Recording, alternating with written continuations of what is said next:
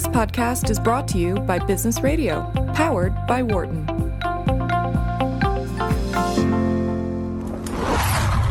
And now, from the campus of the University of Pennsylvania Wharton School, this is the CMO Spotlight. With insight from top executives on how to address the key challenges facing the business world and the marketing industry. Here are your hosts, Catharine Hayes and Jenny Rooney. And welcome to CMO Spotlight. I'm Catharine Hayes. The CMO Spotlight airs the last Friday of every month from 9 a.m. Eastern and replaying during the first week of the new month to bring you fresh, first-hand insights on how these amazing top CMOs of our time are managing all things marketing, all things advertising, social, on and on, especially in this ever-evolving market. I'm Catharine Hayes. I'm the co-author of Beyond Advertising, Creating Value Through All Customer Touchpoints, written with Wharton professor Jerry Wind, and with input from over 200 academics from around the world that we worked with at the Wharton Future of Advertising program for 10 years. And I'm Jenny Rooney. I'm the editor of the CMO Network at Forbes. And it's always my great pleasure to join you every month, Catharine, for this show and to get some great CMOs on the show and talking about some of the biggest issues that are of most importance to the industry right now. Thank you so much. It's wonderful to have you to tap into your CMO network and to bring us another couple great guests for today. So with that, let's go ahead and talk about the show. We'll be talking with Peter Weingard. He's the Vice President of Brand Strategy and Content at West Elm. And then also we'll be talking to Catharine Hernandez-Blades. She's the Senior Vice President and Chief Brand Officer at Aflac. So with that, we'd love to welcome to our show Peter Weingard. Welcome. Hi, Peter. Thank you for having me. Hi, Jenny. Hi, Catharine. So great to have you. Thanks for being here. So please, we like to start our show with, we think marketers are the most interesting. They have usually the most interesting career journeys along the way that brings them to this field of hope, we like to think of it. So if you could just start by sharing a little bit about how you came to your current position and what were sort of the key milestones along the way. Well, I'd love to. And I think actually you summed up the role of the CMO so perfectly in your intro, because it is all things changing and all touch points all at once. And I think perhaps my career journey reflects that in some ways. I started off in advertising, a very traditional place to learn the fundamentals of marketing. And while there, I witnessed sort of dramatic changes in how we were speaking to customers and how brands wanted their agencies to become partners with them. It was the emergence of the Internet, still in its infancy, but you could see already opening up was this entirely new channel, which was going to disintermediate a lot of what agencies had done so well. The tools that you have now basically in your pocket with your iPhone allow you to edit video, create beautiful documents, and distribute things globally in an instant. And you could see the value that agencies had provided for so long was changing. I moved from there into much more digital-centric roles with some very large companies, SFX, which eventually became known as Live Nation, the largest concert producer and promoter and marketer in the world, where I oversaw customer data and digital direct marketing. And that was my first real exposure to interesting segmentations and how we could look at behaviors in different ways using data. And I think ever since then, data's been a big part of my life and a big part of my career. So Peter, just prior, you're at West Elm now, of course, and just prior you were at New York Public Radio, and obviously there had been such an evolution there. Can you talk a little bit about some of your achievements there and some of what you were focused on? I'd love to. I was the CMO at New York Public Radio. We're one of we're probably the largest public radio node in the public radio ecosystem. And I'm a big fan. Listen all the time. Thank you. Well, if you love broadcast and you love podcasting and you love sort of creativity and audio, then that's one of the most magnificent places one could work. And like a lot of businesses, it found itself going through a tremendous amount of change as the world is changing around it. And I'm proud to be part of changing, turning this 94-year-old traditional broadcaster into a digital audio powerhouse. Over the time that I was there, we really grew our podcast business to command half of all U.S. podcast listeners. Wow. We're getting about 45 million downloads a month on that, and also grew to be among the 15th largest digital audio streamers in the U.S., which puts us alongside behemoths like Spotify and Pandora and iHeart, which is a pretty amazing accomplishment for a rather small and scrappy nonprofit. To be sure. Which years were you there? I was there from 2012 to 2015. So a lot happening within that time period in terms of the evolution of it all. And so after that?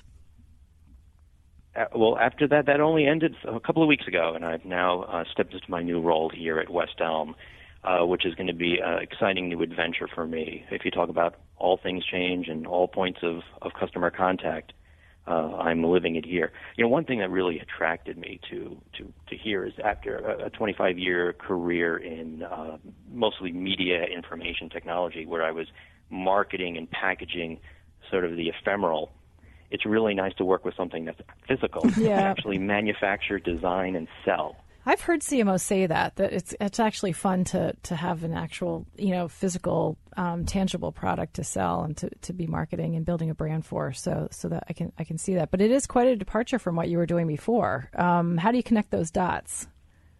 Well, there are a lot of dots to be connected. I think at the end of the day, our roles as marketers are rather transferable, because it's about being the voice of the customer, understanding the marketplace, and then connecting the dots internally. I like that you use that expression, because I think a lot of what I really do and have done at every role is be that conduit between strategy and execution, that the marketing teams are the ones who have to connect the dots within the organization, connect the needs of finance, in this case, and merchandising, content creators with the customer, and find how do we make the most frictionless, direct path between a customer's needs and the things that we do to supply to fulfill those needs. So let's talk really quickly about that, because, this whole thing about, owning the customer, and CMOs now are, expected to be truly business growth drivers within organizations right now, and that what they all fall back to is this reality that they own the relationship with the customer, right? They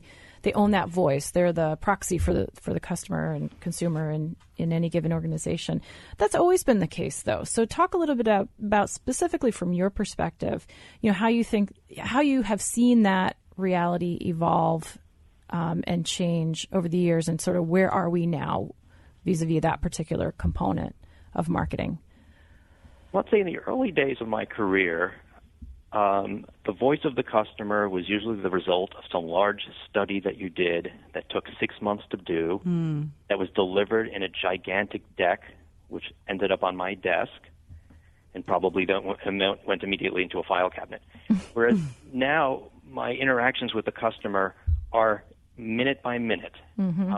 I have the world's largest focus group 24/7 running on social media, where I could interact and read the comments of billions of citizens all the time.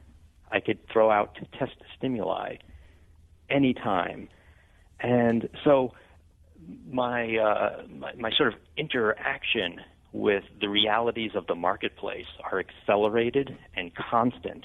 And so now we have the opposite problem that we might have had early on, which is now I have so much data, I lack often insight and the time to digest the trends and then facilitate changes in what we're doing to meet them.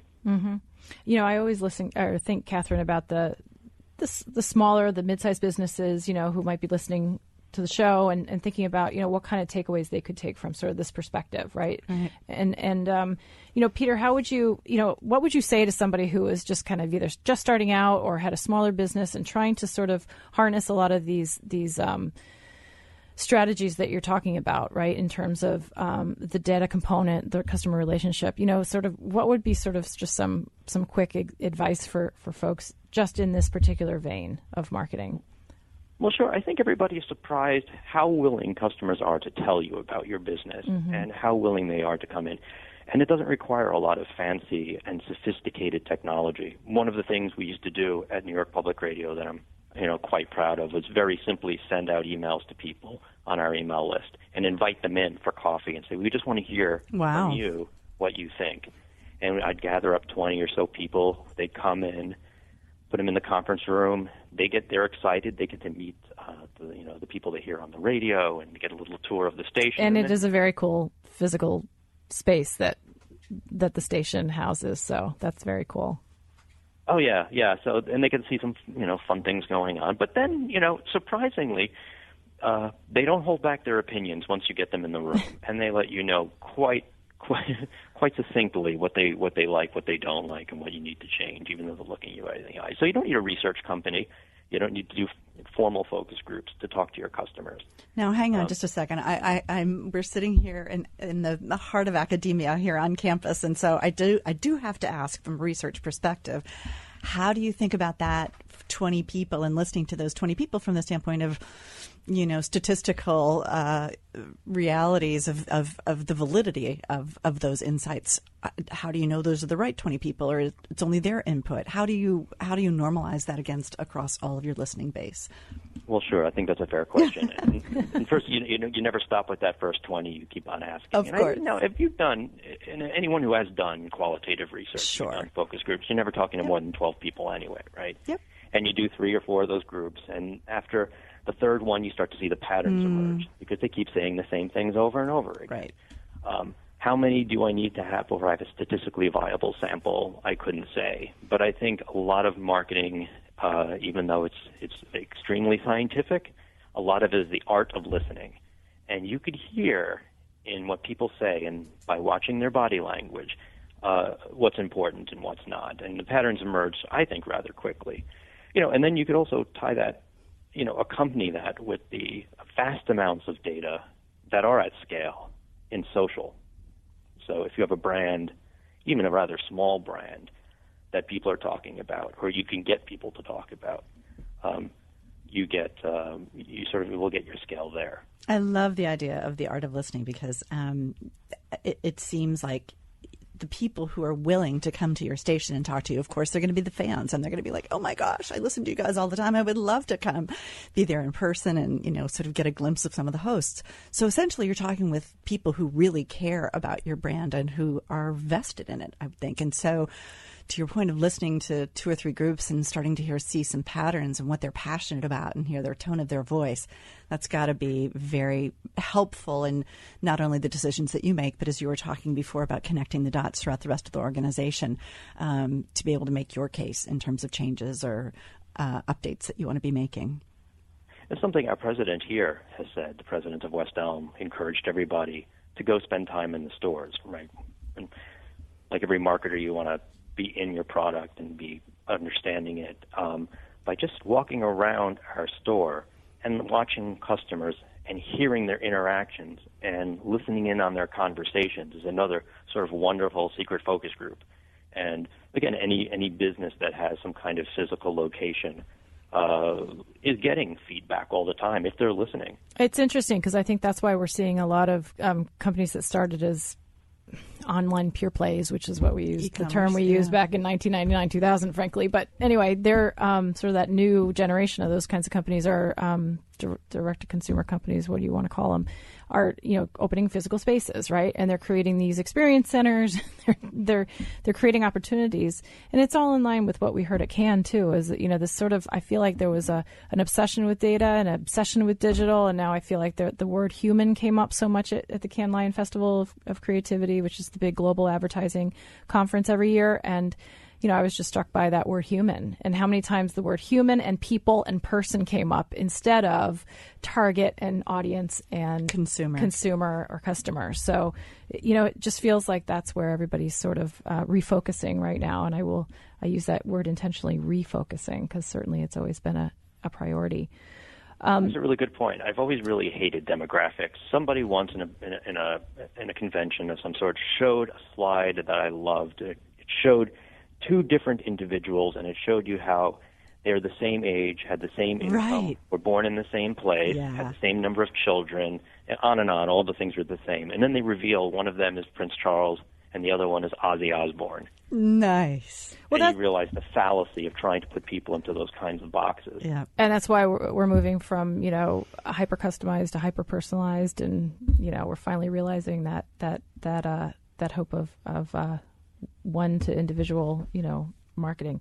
Talk a little bit about, Peter, I know you have some real, and Catherine and I were talking about this earlier. I mean, given your experience and given your background and given the industry that you've been sort of working in, you bring some real credibility and perspective to this concept of audio, right? And how a lot of marketers these days are sort of hitching into the reality that voice and audio, I mean, those are obviously going to be huge components moving forward for brand engagement. Talk a little bit about sort of your perspective on this, from a top line starting point, and then we can kind of drill in a little bit deeper, just maybe some examples of how CMOs need to be thinking about best leveraging this kind of asset.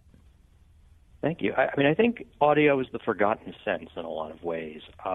Maybe because computers have been screen-based for so long, and television was such a visual medium that we've become, as marketers, obsessed with the visual, and forgotten all about audio. But if you look around any town and you see everybody walking around with earbuds in their ears, you realize that how important audio actually is.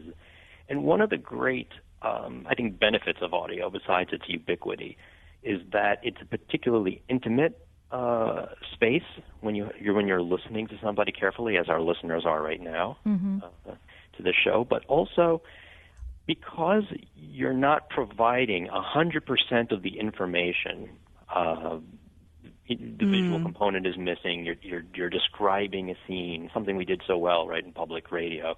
Making that come to life. It forces your brain to kind of fill in the missing information. You're sort of imagining what the person looks like. You're imagining the environment as they describe the scene. You're putting it together in your mind. And I think that forces you to become more engaged with it. You have to pay attention. If you're not listening, you'll miss something. And you What? and you have to go back. Sorry, Jenny, pay attention, and really fill in the blanks. Versus if you're sort of watching, you can visually sort of be looking off and not miss as much. So it is that much more engaging. I think you're right. In fact, we've had detractors of podcasting say, one of the reasons they don't listen as often is because you really need to pay attention. And it's so much of a lean forward, lean in medium, which is wonderful and really great for advertisers because people are listening to your message. So what does this all mean for marketing, for CMOs? I mean, talk a little bit about, can you share some sort of anecdotes or examples of how and why, investments should be made specific to this strategy? Yeah, I just ran recently a meetup in New York called Auditorium that was all about branding and sound. And one of the invited guests was a man named Tyler Gray, who works at Edelman, and he was the co-author of a book called Sonic Boom, which, if you're interested, I would recommend that book. And they talked a lot about how sound influences what we buy and how we think and how we feel. And there's so many anecdotal examples that are really interesting. One is you could find this on YouTube. Somebody was able to post the final scene in the first episode of Star Wars with John Williams' score stripped out. So it's just the video and sort of the talking and that kind of thing. And it looks really clunky and long and kind of dull. And then you could watch it again with the sound in it, the sweeping score, and it's sort of triumphant and heroic and emotional. And you realize how important that one element is in shaping the experience that you have with it. So for a marketer, a great example is Chili's, who built their brand around the sound of the sizzling fajitas. And, they weren't the first restaurant to serve fajitas. They're certainly not the last, and you might argue they're not the best. But what they realized was that sound, there was like a theater to it, that when the plate comes out from the kitchen and it's sizzling and you're walking past the patrons, they hear the sound first, and it draws their attention to the waiter. They see the smoke, and then they smell the aroma, and the whole thing created an experience. So, and you start to sound salivate. is part of that. Am I making you hungry? Yes, Yes, exactly. I mean, and that's what sound can do. It has that power. Like the ice cream truck. Yeah, exactly. Perfect example. And so how the other obviously major trend right now, in addition to podcasting, is voice-activated devices, Amazon, Alexa, the Google Home, those sorts of things. How do you see this connecting? And I think NPR, by the way, I also want to mention that for anybody who's interested, Tyler Gray, the author of Sonic Boom, whom you mentioned, was actually on one of our sister radio shows, Marketing Matters. So for our listeners, they can probably look for that podcast of ours on our website. But back to the audio devices, how do you see these two coming together, the importance of what you hear and then also what you can say, so that it's a whole new medium for interface versus, as you were saying, screens? Right, it is. And I think just as if you have any young children and you see them go up to like a TV screen and they try to swipe at it or enlarge, right. They use all those gestures. I think pretty soon you're going to have children talking to their refrigerator because they're seeing their parents speaking to appliances all the time. I mean, I think audio is going to be the next, important interface. As predicted by every science fiction film ever, people talk to computers, and computers respond in natural language. I know that Google's making huge investments in this as well. And I saw a statistic that by 2020, 50% of search will be voice-driven, so marketers take note. Yeah. We were seeing a lot of growth of listening on the smart speaker systems. It still makes up a tiny percentage of people's homes. But the other effect they were having that I thought was interesting is they were people who did own them. The speaker was becoming sort of like the center of the home in the way the radio might have been in the 1920s. That people were taking the earbuds out of their ears and listening together as a group, as a family, to whatever the entertainment was. So as these things become more intertwined, I think we're going to see audio become that shared experience again.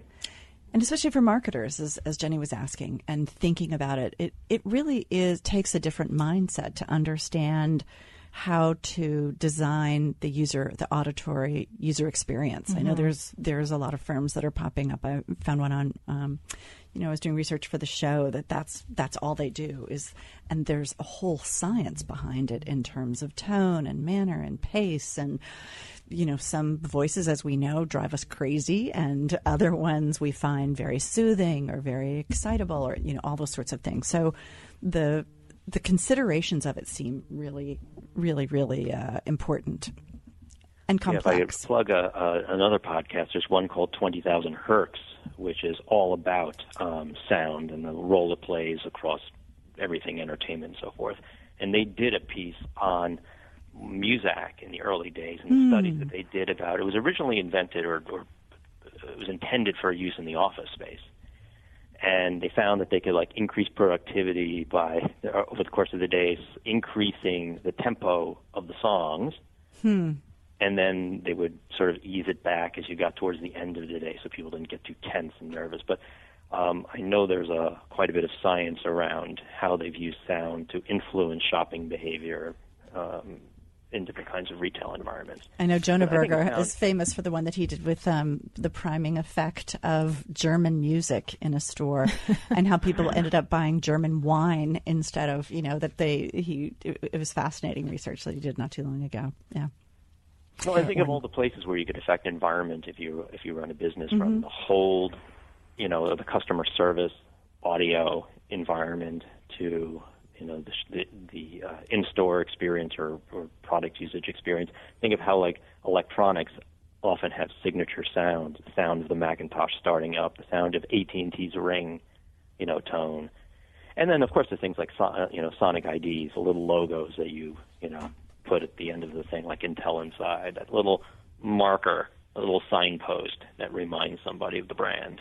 It's interesting. I mean, just like everything else, it's going to be interesting to see how it all falls out with regard to who ends up owning that auditory audio experience, right? So if you could imagine a refrigerator, for example, is it the Tropicana orange juice brand that's going to own some sort of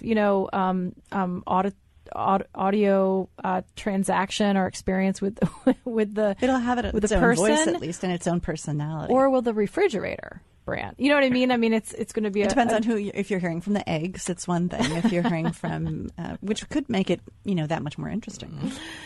It's actually possible to get the Amazon Echo to talk to the Google Home. Really? Yeah. That makes a big difference. But it has, in talking with a lot of marketers, it has made them think very differently with the advent of the voice-activated devices to really think differently about what their sonic branding is. And there are also companies that they don't. If you a lot of companies don't realize just how disjointed all of their auditory branding is, that how the phone is answered, what the recording is, what customer service sounds like. We all know, having tried to call somebody a lot of times to get that same message over and over, that becomes annoying. And so by the time somebody actually answers the phone, you've been hearing this recording and you're in a worse mood than when you called in the first place. It's just one more component to make sure you're having your holistic, pulling the consistency together. Did you work with anybody when you were at NPR in doing those sorts of things at WNYC? Well, we did create on WNYC the sort of hero tones that run underneath our top of the hour IDs. I think one of the most interesting things we did while I was there was we affected the sound of the air by changing the kinds of voiceovers we had. We used to use professional voiceovers for those IDs. And as we're New York's home radio station and we're supposed to reflect the sound of the city, well, if you've walked down any street in New York, or especially in Queens or the Bronx, people don't sound like professional voiceover artists. And we started doing events, activations when we'd be out in the parks and whatever, and we'd ask people to step up to a mic that we brought with us and read the top of the hour IDs. Yeah. That's great. So now when you listen to the station, you hear all kinds of accents, all kinds of levels of ability to speak English. But it's a wonderful stew of sounds and voices that sounds like your backyard. And we actually put underneath that a music bed or a sound bed of city sounds, the subway rattling by, the pigeons flapping away from a park, the sound of a diner or coffee shop. And so we created this little audio environment that's very subtle, and it's only a minute or two an hour, but woven with everything else, it starts to help tell that story. It'll be interesting to see how you bring that then to West Elm, and we will be paying close attention. In fact, we'll be tuning in. Oh, Jenny. Ooh, very good. I was going to say stay tuned. But we did, we have maybe just one more question here, and that is, what are you thinking about? What are you most excited about? You're just new on your West Elm job, so we can't really quiz you too much about what all your plans and what you've accomplished. But what are you most excited about as you start this new venture for yourself in your career? Oh, I'm excited about so much beyond the beauty of selling something that itself is beautiful. We source all of our products through sustainable efforts. And there's a story to be told there about the social consciousness of the company, and that we're trying to create a more beautiful world as well as creating a beautiful home. It's great to walk into a company where there's that kind of potential for the brand, right, and that kind of untold story, and having that opportunity, I would imagine, is every marketing executive's dream, right?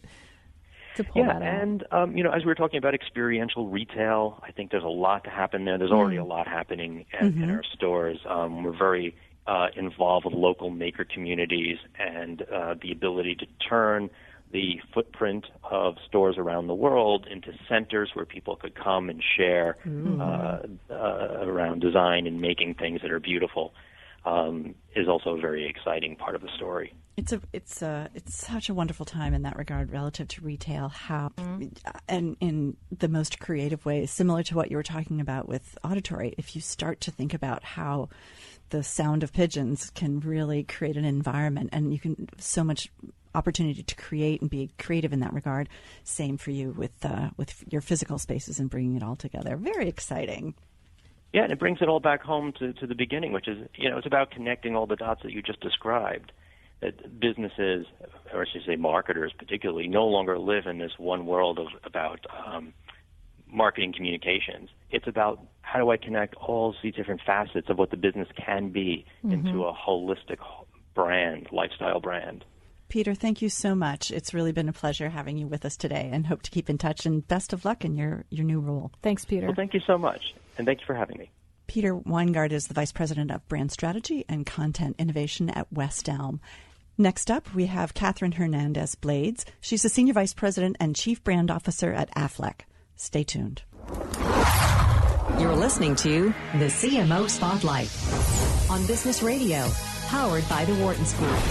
Here again are Catherine Hayes and Jenny Rooney. Welcome back to CMO Spotlight. We were formerly on Marketing Matters. That's a great other show you should be listening to, but this is the CMO Spotlight. I'm Catherine Hayes. I'm here with the wonderful, fabulous Jenny Rooney. Hi, Jenny. Hi, Catherine. The same could be said about you. So I'm here with the wonderful, fabulous Catherine Hayes. Thank you so much. Jenny is the Forbes CMO Network editor. Thank you so much. And I'm co-author of Beyond Advertising, a really great book that we encourage you to take a look at. Today we have joining us for this next segment of our show from a company that will all be familiar to you. And her name is Catharine Hernandez-Blades. She's the Senior Vice President and Chief Brand Officer at Aflac. Welcome to the show, Catharine. Thank you, Catherine and Jenny. I love the show, and it's lovely to be here and speak with you today. Thank you.